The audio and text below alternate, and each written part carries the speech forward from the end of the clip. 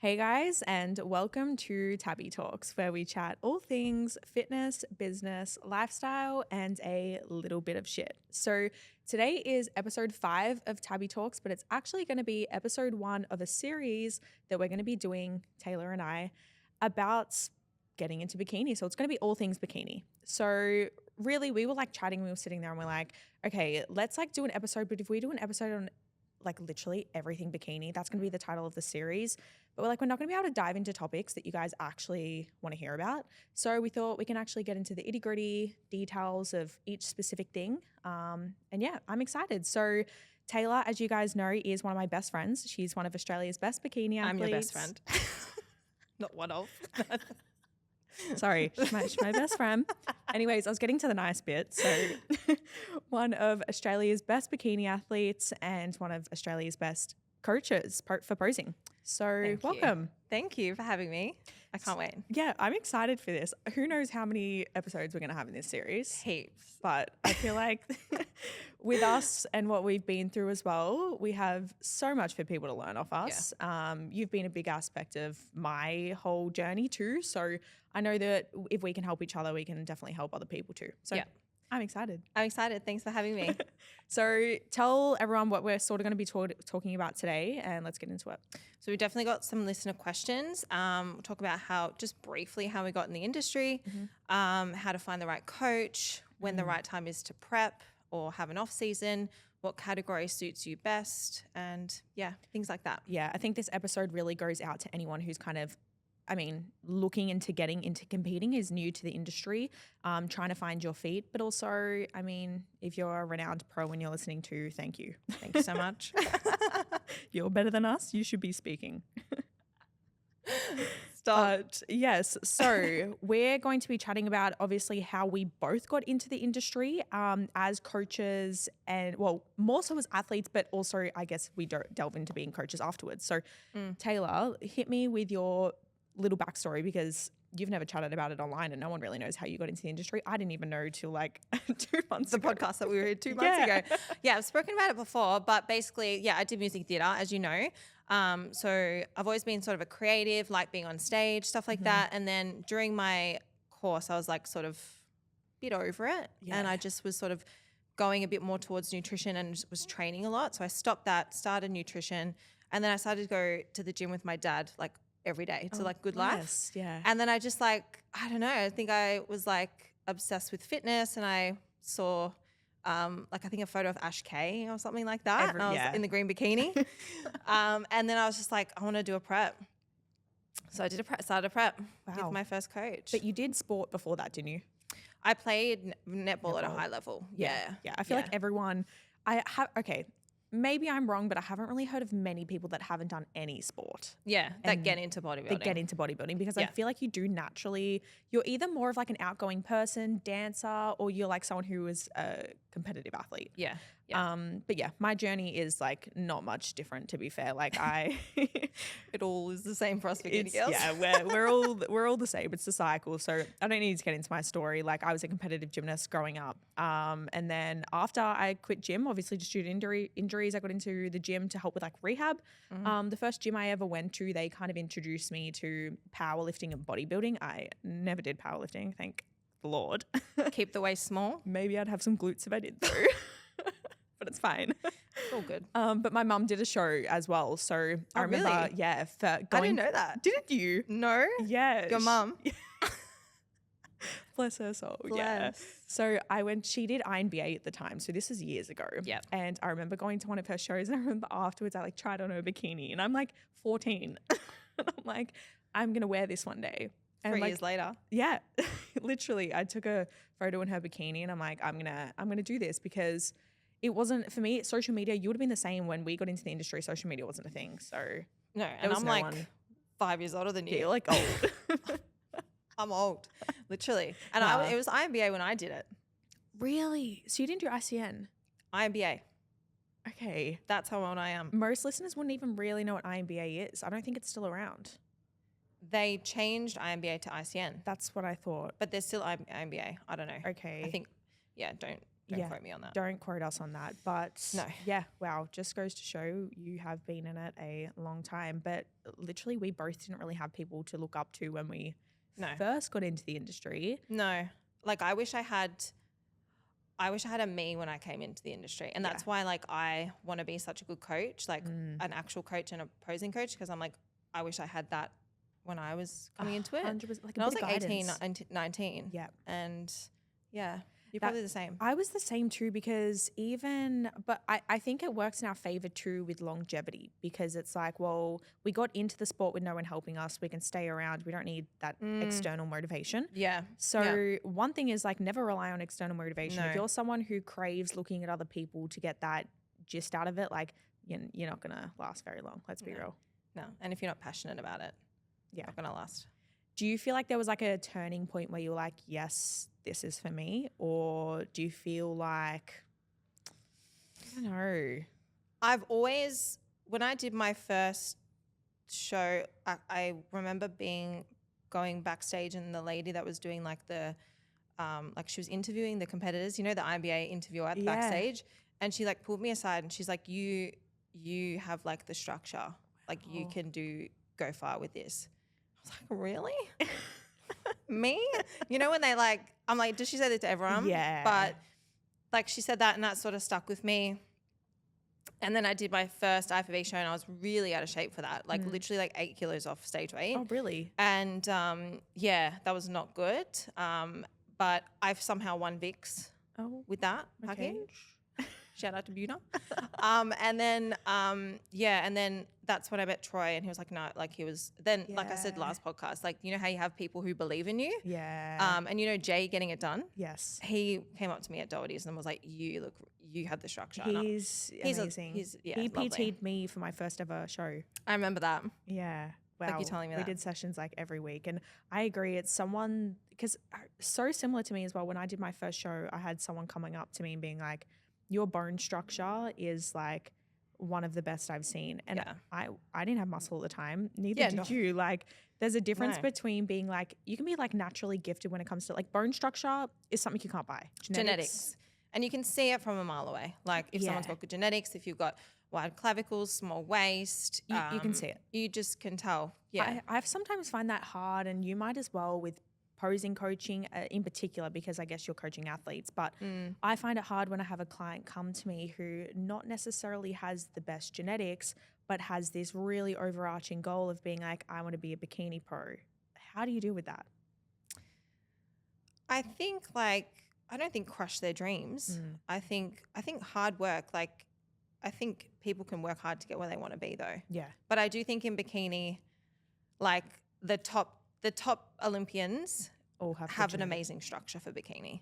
Yep. It's just, and I think, I don't know, like how would you deal with, would you tell the client that wants to be an IFBB bikini pro? Or would you sort of just, like how would you deal with sort of a online client being like that? It is a hard thing to do. It is hard. I guess a big thing with my coaching style is when a client comes to me, I don't need to sell a client. If the client wants to work with me, they'll work with me. If they don't want to, I don't care. I'm not there to sell them. No. So I will be realistic and I will be upfront, especially if I don't already know the client.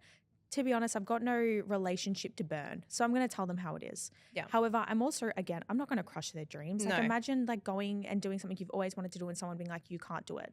Because you don't want to say you can't. No, never. But like I think you've got to be in bodybuilding realistic with your goals as an athlete. And it's like, if like personally for me, I don't know about other people, but if I didn't have the genetics for bikini, I wouldn't do it. Yep. That's just me.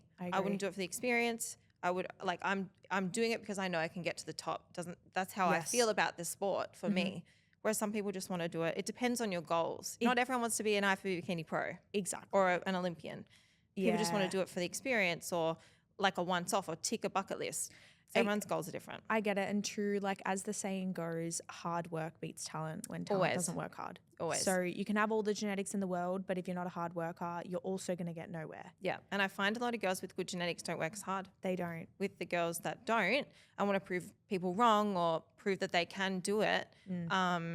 People with good genetics can be quite complacent, I find. 100%. Yeah. 100%. But I also do agree, like you can build upon a physique too. Don't be sitting back there and be like, oh, naturally I have a wide waist. Like, cool, just build up your lats, build up your delts, build everything up. Yeah. Like, Get bigger around it. get bigger. Don't do deadlifts.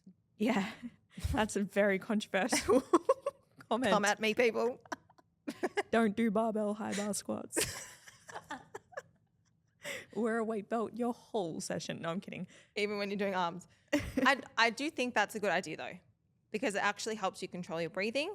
Yeah. And breathing diaphragm. I think it kind of depends on the clientele because, for example, I have had people, like I remember when I was training like last year, someone's like, why do you wear a weight belt like your whole session? I'm like, I want my waist to be small. And again, whether it works or whether it doesn't work, we're not scientists. We have not studied this. We don't know. But this is our experience. This is our experience. And with a lot of clients. Yes. Yeah. If I do have a newbie though, I will ask them not to wear a weight belt. The reason being is because I think they need to learn abdominal contraction. I think they need to learn how to brace properly, and they do need to build up those abdominal muscles. I think that having a weight belt though promotes that. So when you've got a weight belt on and you subconsciously know that there's a barrier on your waist, so you naturally sort of hold your waist in. And for me, like, do you know what I mean? Yeah. Whereas if it's not there, it's very easy to just let it go, let your gut out, like when you're training. Whereas when it's there, it's like subconsciously you know that something's there. So if you push against it, you're naturally going to brace more. So that's why I find it's good. I do as well. I'm kind of on the same wavelength as you. I feel like everyone listening to this is going to go buy a weight belt now, and there's going to be none in stock in Australia. Buy a weight belt. But everyone compliments my waist, so I'm doing something right. Anyways, so I think we went on a tangent then. We did. Don't know how we got into weight belts. But let's go a little bit into what your goal is currently, and then we'll get into the backstory of obviously finding yourself. But your goal is obviously, she is one of the best posing coaches in Australia, hands down. I also do believe you are one of the best amateur bikini athletes, and it shows in the sport as well. Yeah. So for the listeners, what would you say your goal is, even purpose when it comes to coaching, being an athlete? Yeah. So as a posing coach, like straight up, I want to be the best posing coach in Australia, and I want to increase the standard of posing across the board in Australia as well. That's going to be better for the competitors, people watching, the judges.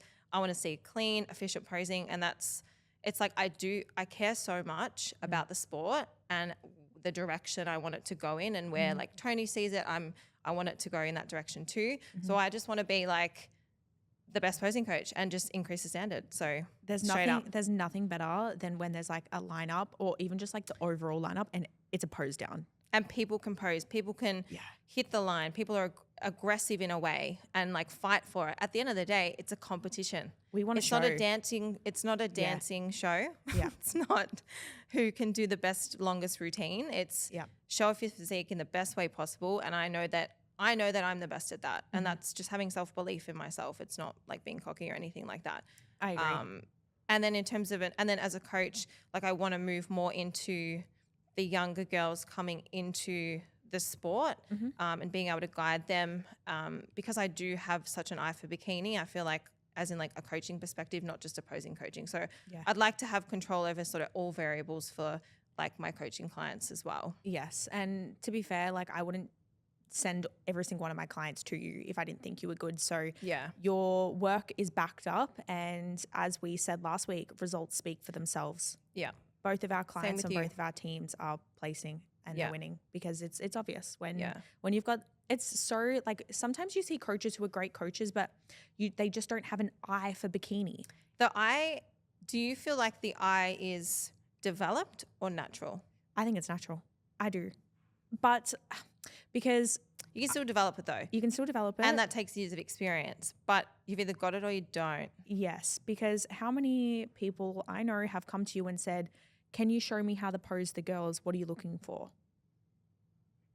And what do you say? You're like, it's you study the sport, you know what it is. And that's why like I've told clients to leave me before if they want to do wellness.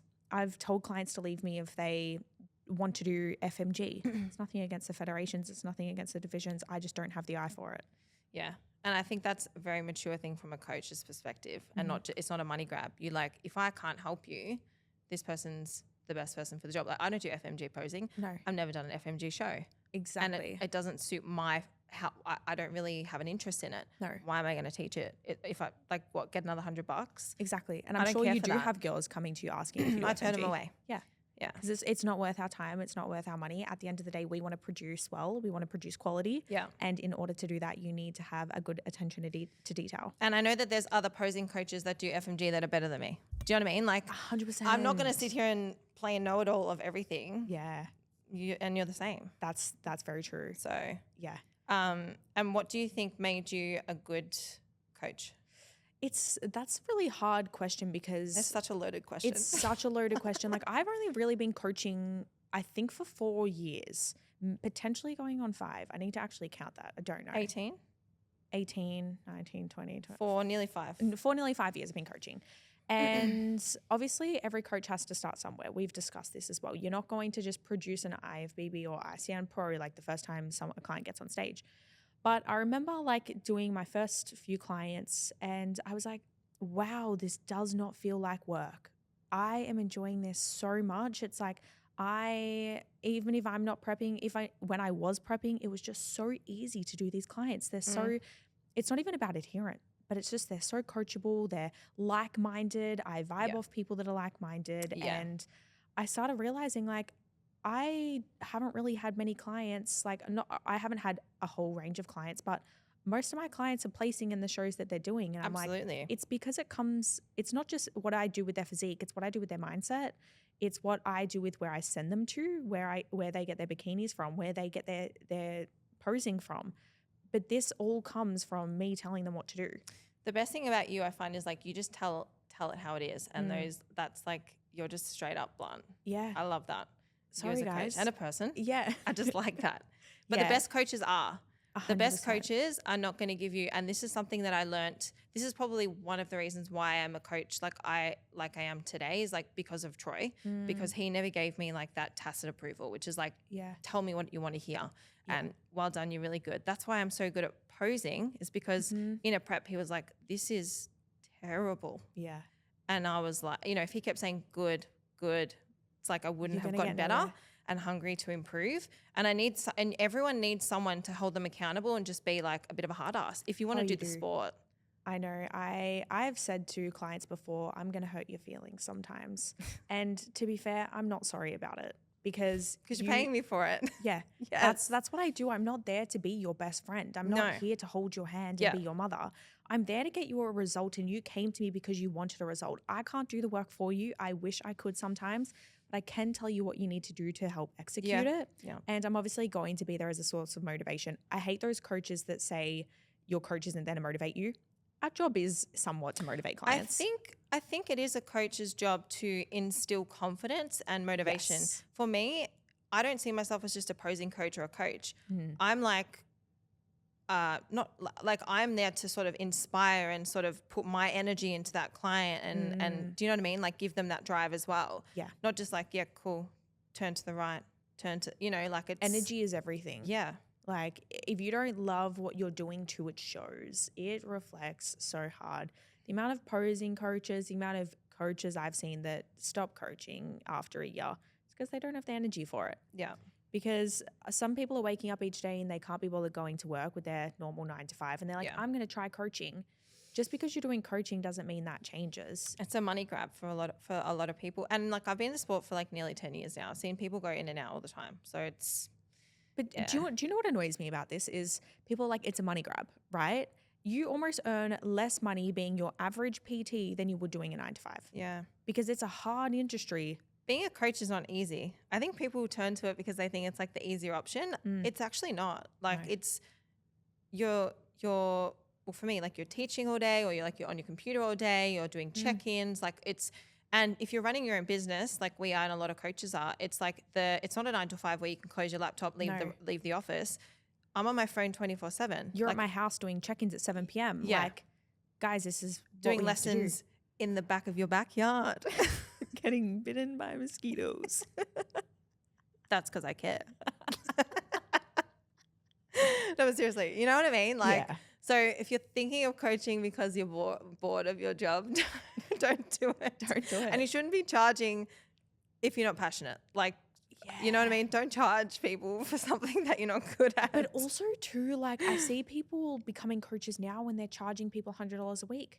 I'm like, okay, I do that now, but I didn't when I started. When I started, I was like $40 a week. Like you, no offense, but you don't deserve the right to be able to charge that much too. You haven't produced anything. Start low with your prices. Yeah. I was like $60 a lesson. Yeah. When I first started. Yeah, it's crazy. So let's get into finding the right coach. So someone that's listening to this, they're getting into the industry and they're kind of like, yeah, I'd like to compete, but like, where the fuck do I find a coach? Yeah, because there's so many coaches. There's so many. Like, I think we always say this: results are number one. Mm-hmm. And like, it's about who do you vibe with too. Like, I feel like you can't vibe with everybody. No. So, but I do think sometimes that requires a little bit of coach hopping to find the fit. It does. Even though that gets a bad rap. I think if you don't, like, there's no reason why you can't coach hop if you find that you're not vibing with the coach and they don't. Yeah. Yep. Yeah. No. It's just a feeling. Yeah. It's hard though too, because I remember when I got into the space, the only reason I got the coach that I did was because that was the gym my mum trained at. And it was kind of like where I was brought up. I knew. And it wasn't until I did I was in the industry for 2 years already, had done my first 2 shows in ICN and then found Scott. So it wasn't like that just came straight away. So don't be expecting your first coach to be the perfect one. Not to say my first coach was amazing. I bless him. A lot of what I know to this day is from him. Yeah, you can take things from different people. Take things from every coach. And I'm the same as you. I did like enterprise fitness for my first prep, and they were like great. I didn't. They're still really good and well known. And then another coach that isn't as well known but is a bodybuilder, and then like Troy was there. So it's not like I was with Troy. No, straight from the get-go. No. So don't think that if you're not like vibing with your coach, like we said before, I think a vibe is probably the biggest thing we can go off, because for example, like guys, I left Scott and everyone knows that I went to Troy as well. I have nothing against Troy. I have also nothing against Scott. I think they are both amazing coaches. Look the results. Who is getting the pro cards? Who is getting the first call outs? It's like always a Troy and Scott. It's always a Troy and a Scott. And this is not to say go to Troy or Scott either. Yeah, do your research. Do your research. See who you get a good vibe with. Troy's really good. Everyone's still waiting on that question from that reel. They're like, you will never know. It's true 50-50, guys. That's why I go back and forth. No. Yeah. For you. But yeah, it's true. I think you need to try all things out. You need to see what works for you and get a good approach. So, and also what your personality is. Like some coaches are a bit more harsh. Can you handle that? Yeah. Some coaches are a bit softer in their approach. You need to have a serious look at yourself and go, how do you respond best to feedback? For me, I respond best to feedback with a little bit of a, like Troy's approach, like that's terrible. Yeah. I work hard. You know what I mean? Like I like that. I don't need validation. I don't need validation.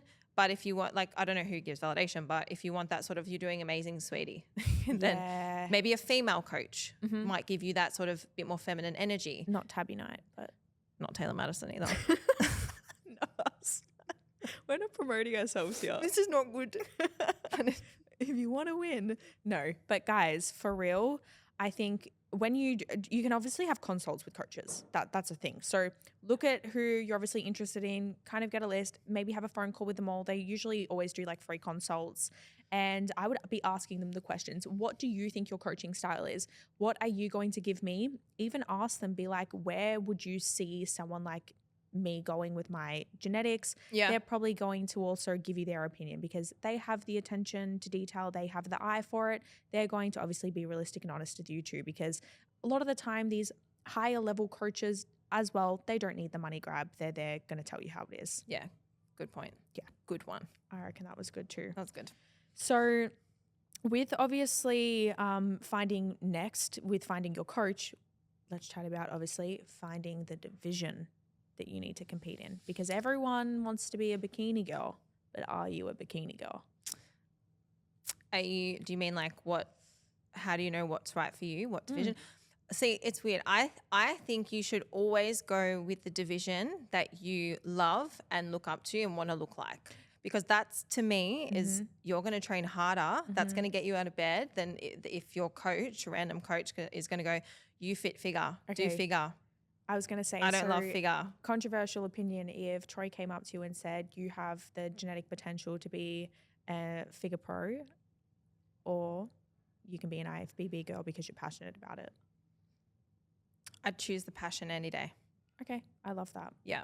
Yeah, I Because agree. I'm not going to work as hard as a figure girl. No. Because that's not where my heart is. And I'm not going to have longevity in figure because I don't want to do figure. You know what I mean? Yeah, I totally agree with you. So, but I think a lot of people will be like, oh, I've got the genetics for this, this, and this. I've got to do it. You're going to be miserable. At the end Yeah. of the day, the sport is a hobby. Yeah. No one really makes money from it unless you see bum. Yeah. Like, We or you are have a business out of going it. broken prep. Unless you have a business. But the actual sport, it's a hobby. You do it because you love it and you're passionate about it. Yeah. You're not going to put in the work as much if you're not passionate about the category that you're doing. So do the category that you want to do, not that your best friend or your coach said you fit that criteria. What if, say, a girl wants to do wellness, she doesn't have the size for it yet. Would you tell her to potentially compete anyway and do bikini for stage experience, or would you tell her to wait until she's ready? Wait until she's ready. You have an off season. Yeah. If you want to do wellness, you have off season. Don't dabble in bikini. I agree. Yeah. Don't do what you want to do. Don't Always. like half-ass shit either. That's probably the worst thing I see with competitors too, is getting on stage when they're either out of shape or they're not really fitting the mold. It's like, I don't know, I kind of get offended by it because I'm like, this sport means so much to me. You and I both kill ourselves in our preps, kill ourselves in our off seasons.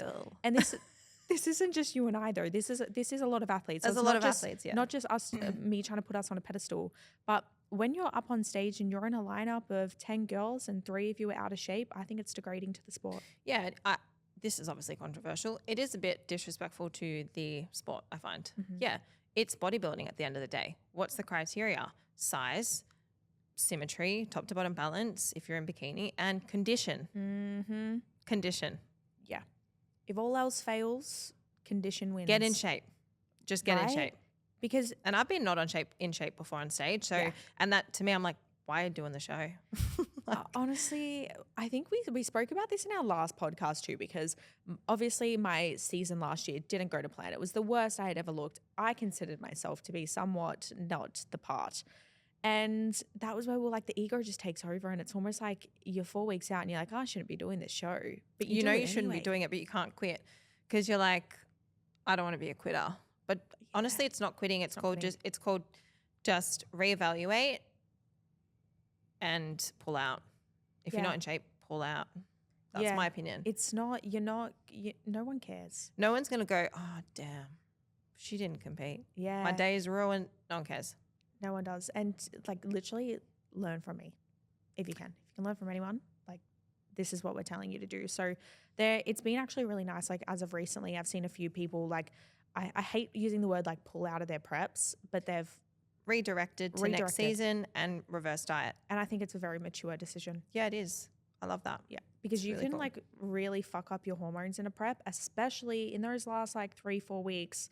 I know the prep can be a 20-week process, but realistically, you're in grind mode those last 3-4 weeks. You can make detrimental progress for the rest of your life if you're not sitting in a good position. Yeah. And in order to get in a good position, you need to have a good off season.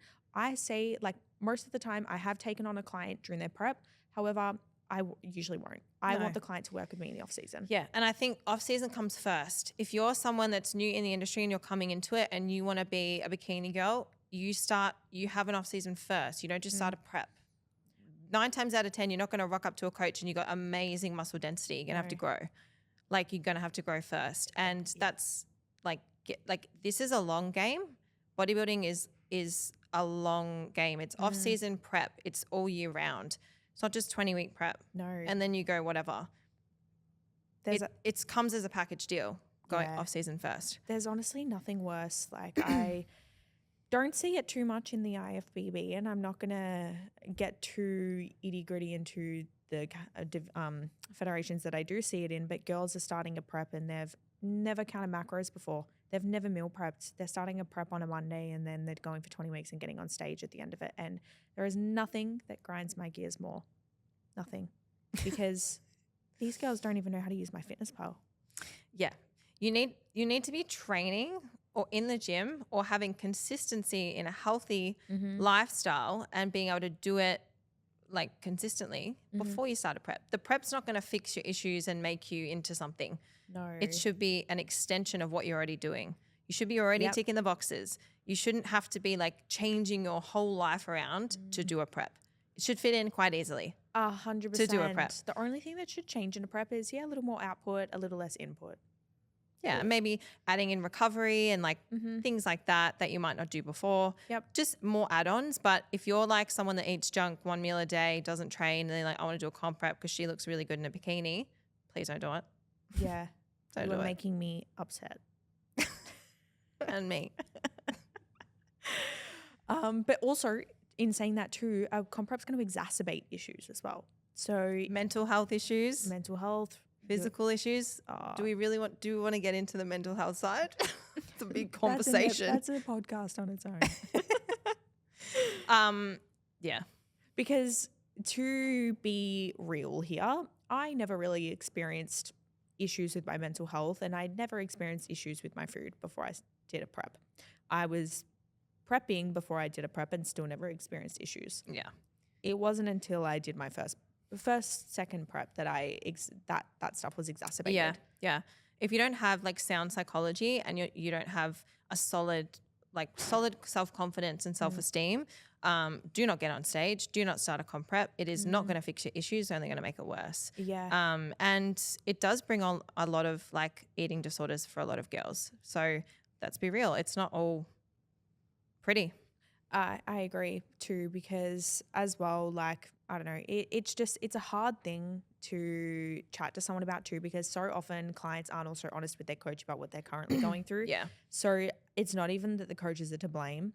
It's also not necessarily to blame the athletes. I know that for me, doing a comp prep was almost like a socially acceptable way for me to have disordered tendencies with my food, because people said that's okay, she's not eating out for dinner. That's okay that she wants to do an hour on the Stairmaster every day of the year. It's okay until it bleeds into your off season when you're not doing a comp prep, and then you are stuck in your ways, and then nothing changes. It's okay until you get back on stage the next time and look no different. Yeah. Right? Like, this is bodybuilding. This is bodybuilding at the end of the day, guys. Like, it's not a diet. If you want to do a diet, sign up to my 8-week challenge. I've got one coming out soon, guys. Alrighty. So let's get into as well, how soon is too soon to compete? How does someone know when they're ready? This. Right. Yeah. Get comfortable. All right. So I think there's a few aspects to how do you know if you're ready? So like financially, can you afford a prep? There's so many aspects to Yeah. this. Mentally, can you like handle a comp prep? And physically, have you had an off season for long enough? Are you big enough? Have you grown the muscle? 3. That's like, what I think. Yeah, I think it kind of ties into what we were saying before, like how to know when you're ready to compete. You're never going to wake up one day and be like, yep, this is it. Today's the day. Today's the day. It's never going to work like that. I think obviously find your coach, like we said before, find the division and the criteria that you think is going to best suit you. Yeah. And then next, do an off season and work towards the overall goal, because every division that you do, every like category has a shape. The judges are after a look. So let's try and work on that look in the off season. Let's try and build you up. Let's work on the aesthetic imbalances, and let's see what we can devise together before you do go ahead and do a prep too. So, and a lot of the time too, when you're doing an off season, you don't really know how much muscle you've gained, and it's hard. Like those body scans that people are doing too, stop doing them. Wasting your money. I'm just not for them. If a client comes to me and they're like, hey, I did a body scan on the weekend, I'm like, I don't care. Yeah, I don't. Yeah, at the end of the day, it's all about photos. It's all about photos and how you look in person. It is. You know? Yep. No one cares on stage about Judges your DEXA scan. Know how much. No one's looking at your results for that. But also off-season posing. Yeah. Don't start a prep if you've never done a posing lesson in your life. Wow. Yes. Yep. Literally. Yep. Because like, then that gives me, 12 weeks to put you in. That's stressful for me, putting you in the right posing shape for 12 weeks, it might take longer. Like, do your posing in off season. The girls that pose the best on stage have been doing consistent lessons in their off season for 12 months before they even start a comp prep or think about a comp prep. And a question I asked you the other day in relation to one of my clients who is currently in off season, how many sessions do you think someone needs to be doing in their off season? To start, like fresh newbie, book in a few, like 3 to start with. But like everyone learns differently. You might have one client would do one lesson and it's like, boom, every quarter turn or every half turn, easy. But then sometimes I'll do only one quarter turn in one lesson with someone. So everyone's different and you just got to be like, okay, if I'm not quick learning with this, I need to book in more so. Yeah, don't be lazy with your posing, guys. If you're able to do like an hour of cardio, an hour of training and prep all your food each day and not spend 20 minutes posing, sorry. Yeah, but like even like 10 minutes a day. Yeah. 5-10 minutes a day. Put your heels on, 5-10 minutes. Take them off, do it at night, 10 minutes. I find shorter bursts are a lot better than who wants to pose for an hour, you know, after stairs or something. A good question I think other people would actually want to know is what's your posing schedule like when you are in prep for yourself?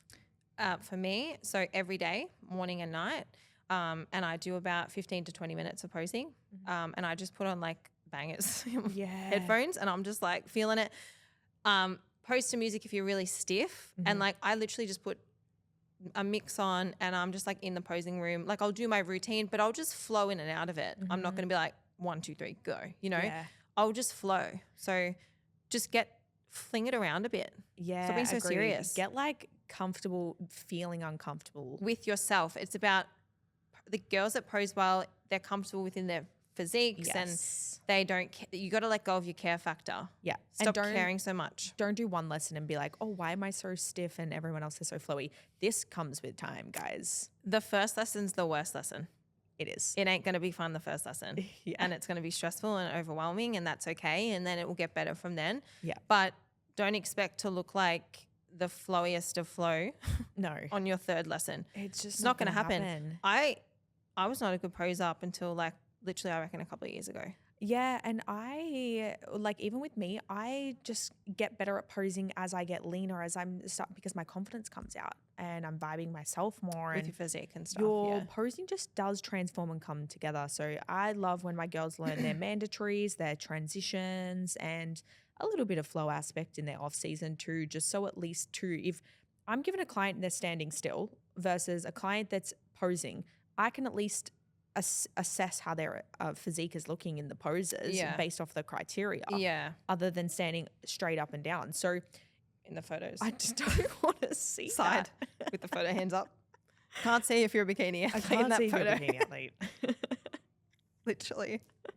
So yeah, no, all my girls, and Taylor's, like if you're someone getting into the industry, make sure you're posing firstly so that your coach can see how you're looking. It's going to give them the best look of where we need to go from there. Agree with that.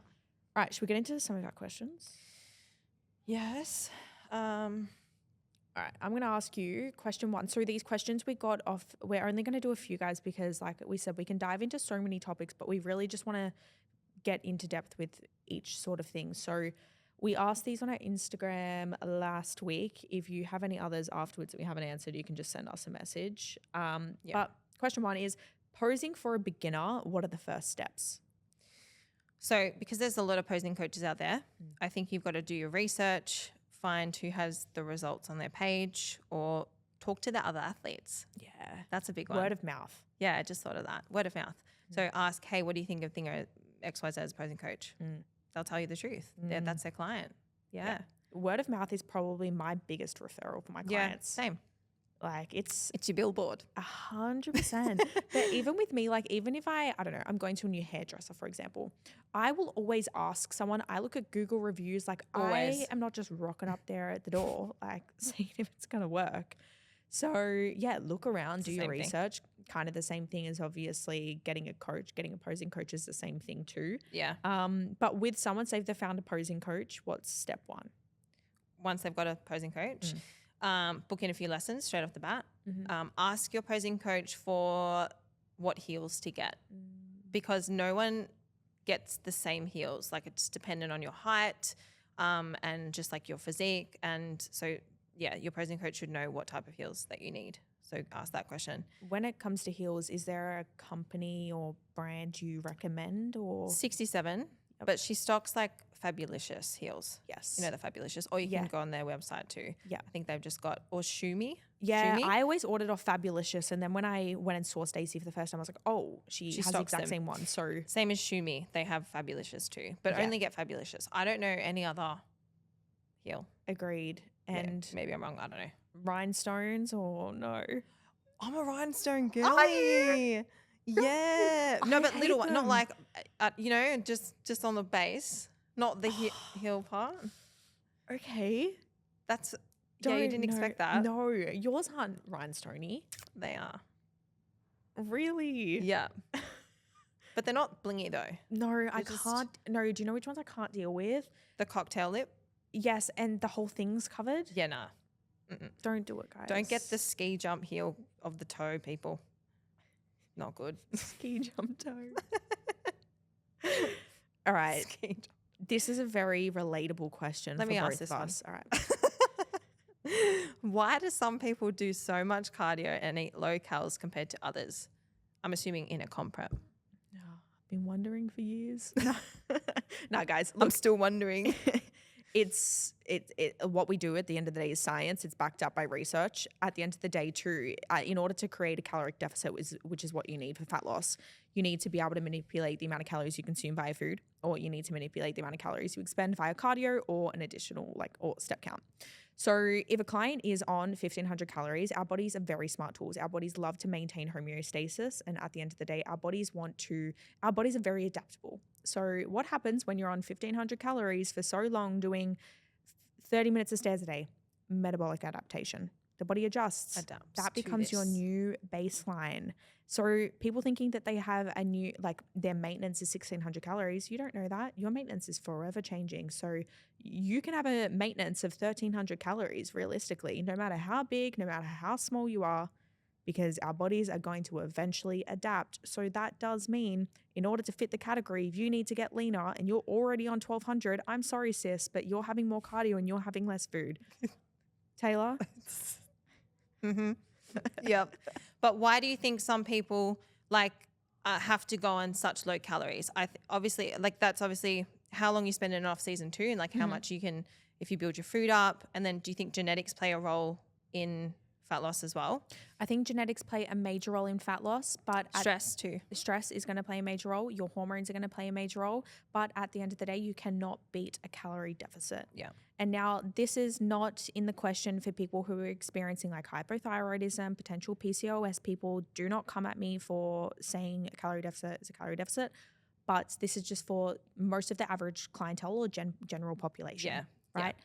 You are doing a sport where you need to get into dangerously low levels of body fat. It is dangerous for females. Yes. It is not fun.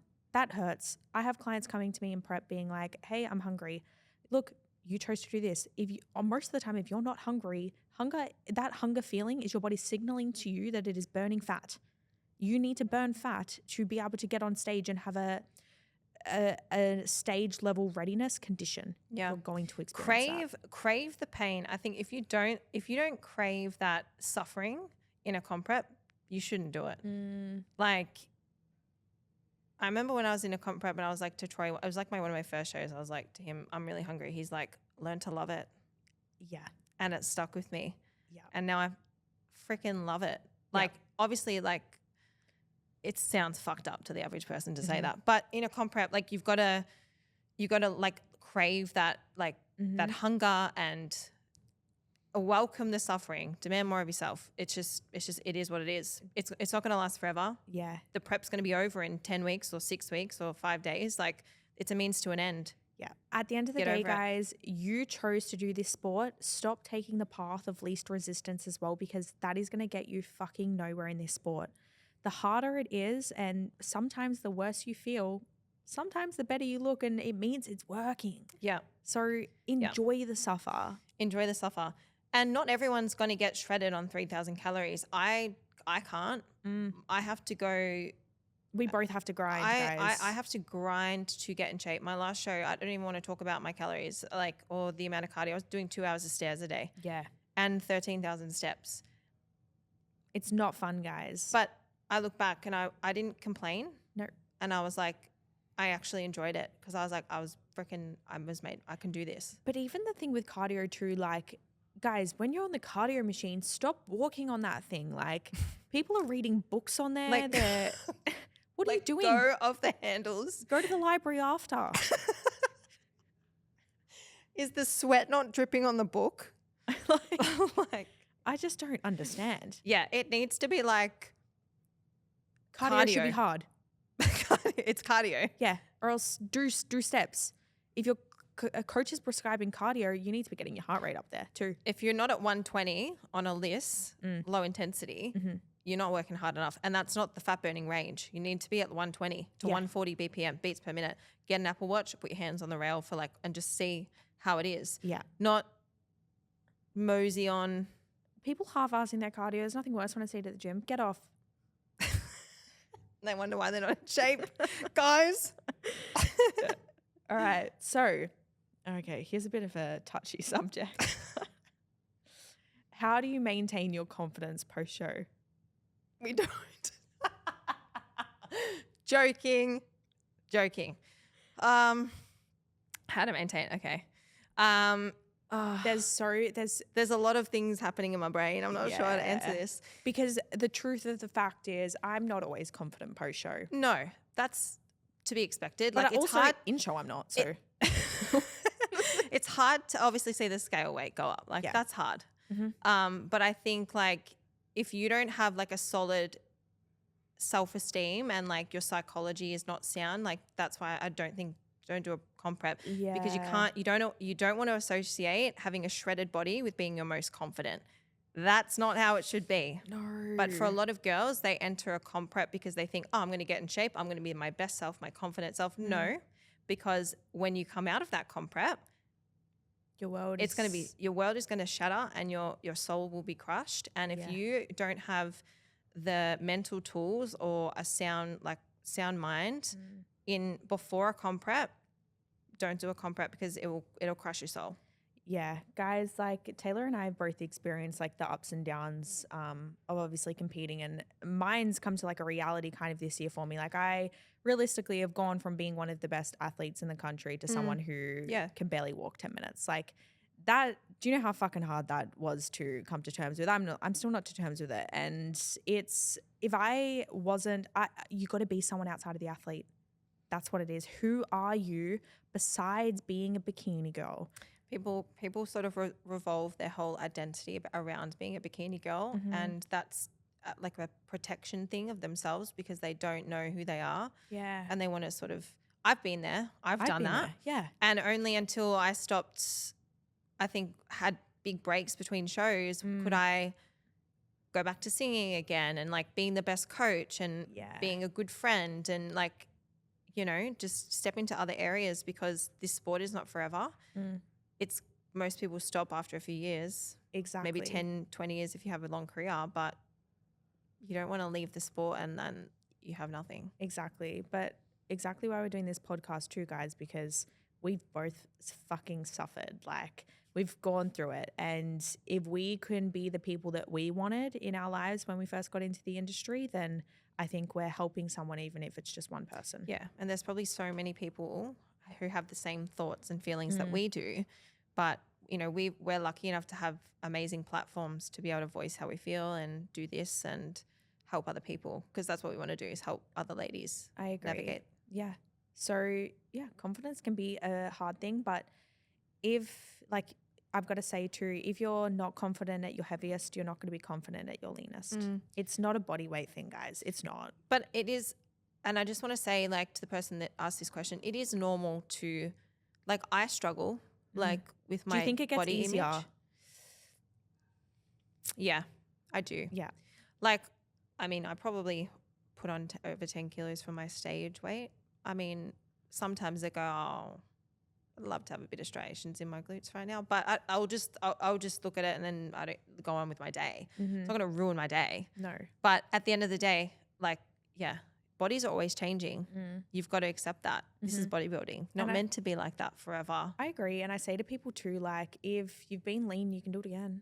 Yeah, just jump on the stairs. Jump For 2 stay hours. after, but run. Literally. But also change your mindset in off season to performance in the gym. Yes. Like, yeah, and big I was one. speaking to Belle about this, who loves training the other day. And she was like, Yeah. she was just saying to me, like, stop looking at yourself in the mirror and like looking at how you look in the leggings and stuff. Like, it's not about aesthetic purposes right now.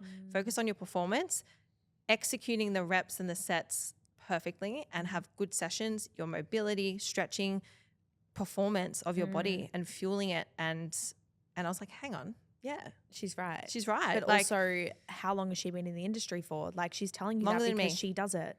yeah, Like, yeah. I think Belle's incredible. So That was a really good role model. Yeah. So I think that, focusing on changing your mindset, and it's hard when you first get in the industry, you're like shredded. You just think about that. But when you've been in it for a bit longer, it's easier to flick the switch over. Yep. Once you're doing it for a few years. So just give yourself that time. Give yourself grace. Yeah. Give And yourself some grace. I don't think it also has to be just training and nutrition related to, like, guys, you can go to social events, like you can Fun. enjoy, you Travel. can dress up, travel, like, and you don't have to think like, do I have my meal prep with me? So enjoy the flexibility of living life. Yeah. And I've liked that about you actually this year too. So I know you Likewise. probably don't like hear it enough too, but like even you going away to Europe, going Yeah. out for dinners and stuff, like I know that's been a hard thing. That was hard for me. for you. Yeah. So I think it's a big thing for just even being a role model for other people, you going and doing that yourself. Yes, you're helping others, but you're helping yourself as well. So Yeah. And likewise, you definitely have grown a lot in the last year. I know that this illness was not good, but a lot's come out of it in terms of you focusing on other areas there's silver and linings. focusing on you. Yeah. There's always positives. I was, guys, just a bikini girl last year. And there's more to life. I have a personality. Taylor has a personality, and we like to do things. Maybe not. No, we do. No. They're funny. Okay. Do you want to ask the second last one? Yeah. I think this is the last one. Oh. Yeah, I've got two more. Oh, really? Okay. How come at some state shows they go for some leaner looks and then some fuller looks? Yeah, really, really good question. Yep. Guys, the judging is not against you. The judges don't care literally how many followers you have on Instagram. So No. at the end of the day, they are judging for a criteria. They can only judge based off what is in front of them, and they need to fit a mold. Yeah. Really. Yeah. They're just judging what's on stage, really.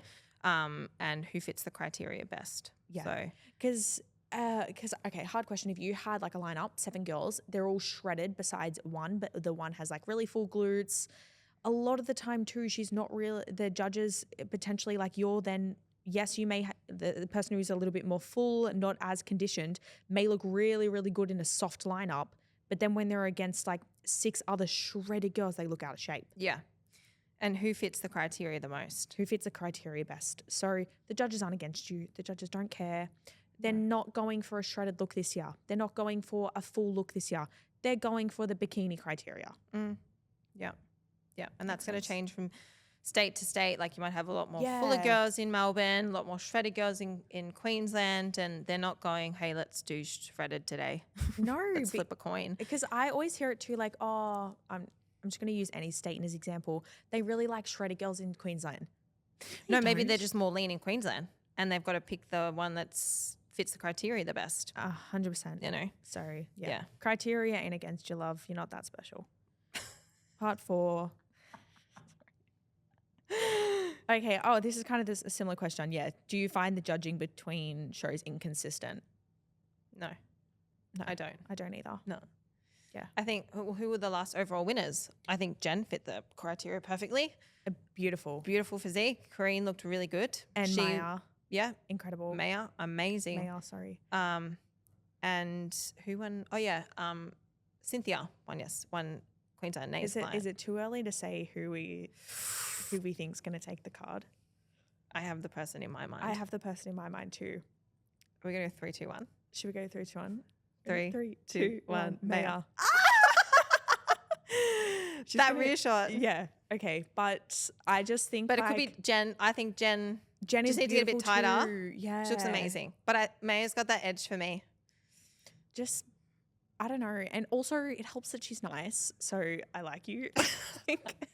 Brownie points. Yeah. You get brownie points for that. Yeah. Yeah. What about Olympia? Well, I know that obviously Jen's not doing it. I know. So that's because I think she's perfect. She's got that To me, fullness, she's not too bikini. shredded. And Jen looks better. We were talking about this the other day. Jen looks better, fuller. She does. That's what her best is. Yeah. Whereas Lauralee looks better, a bit more shredded. But Jen fits the criteria having a fuller physique. Yeah. That's better. Yeah. So it's not a bit, don't compare yourself to other people. Like I need to get in shredded condition to fit and just look the best I can. Whereas some Same. people can get away with a bit more body fat. Yeah. It just don't compare because Yeah. everyone's different. But I don't know. Do you think Lauralee is going to win? See, it's hard for me because I freaking love what James has done with Issa. She looks incredible to me. So I do think she's going to potentially be top 3. Amy? I was going to say Amy's going to be top. I reckon we're going to have Amy in the top 5. We're going to have Issa. We're going to have Lauralee. Is Maureen doing it there? Maureen's doing it. Guys, I'm not a fan of Maureen. I think I don't know. I've never been the biggest fan of her physique. I don't know. I prefer the more athletic build like a Lauralee. Lauralee's a fan favorite. Like, we all know that. But I don't see her taking the card. I don't see her taking the crown this year. Yeah. I don't know. Yeah. My gut says she won't win, Lauralee. I think there's still like, Ash K will be in there too. That's my top 5. Yeah, Ashkay is like always Yeah. top 3. She's just in the mix. Don't have to say her name. She's there. She's just there. Automatic. Yeah, she's an incredible She's a freak of athlete. nature. Yeah. That one. I always, do you ever listen to the podcast Bikini that she in the does? Brain, Bikini in the sometimes, Brain? yeah. Always. Yeah. Yeah. Her and Adam, I love it as well. Because they're like, if you guys have heard of it, it's called the Bikini in the Brain. That's a podcast that I listen to on a lot of like educational topics on bikini too, which has helped me. Yeah. Because too, like we're still learning, we're still evolving, and we're evolving as athletes as well. So I don't know, times are changing. The bikini criteria is growing too, which is cool. Yeah. You got to be more jacked these days. That's something that I find is not confusing, but I find has evolved and it has changed. You definitely have to have a lot more muscle. It's like, it feels like it was figure 20 years ago. Well, yeah, guys, if Like- you haven't yet, because you are new to the industry potentially, look up what Miss Bikini Olympia looked like in 2012. Just look at like Courtney King when she won. Beautiful girl, Beautiful love Courtney King. physique, but just like really small. Really small. And same as Ash K. Like Yeah. Ash K when she won with her front pose of like the front pose. Honestly, though, good on Ash K for adapting to. Really, I want to know how she's done it. Like, give me your tips and tricks. The podcast isn't giving me enough. no. Yeah. Yeah, I don't get it. I don't know, but I guess we will see. And that kind of wraps up a little bit of our episode 1 of our series, chatting all things bikini. With getting into the industry, is there any last words that you want to chat about? No. I think we've think kind we've of covered covered quite a everything, lot today. which is good. Yeah. We went off track. It was good. Yeah, we did. So if you guys do have any questions or any specific topics that you do want us to dive into, I'm sure you can reach out to Taylor and I via Instagram. We're nice. We're nice. You can message us. Message Taylor. You can message me. And yeah, we will go from there. So thank you guys for listening to this episode of Tabby Talks, where we chat all things fitness, business, lifestyle, and a little bit of shit. Thanks for having me.